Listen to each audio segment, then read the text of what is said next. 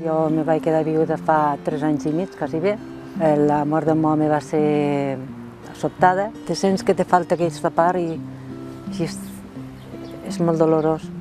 M'ha ajudat a sentir-me persona, que no me sentia, perquè me sentia com que estorbava a tot arreu. Jo el tinc present sempre, perquè no hi ha dia que no el tingui present. Amb l'ajuda de la gent, del compartir amb tots els que havia allí al grup, he tirat endavant. I el meu net, conforme se va fent gran, i que si el Tomàs me vegués,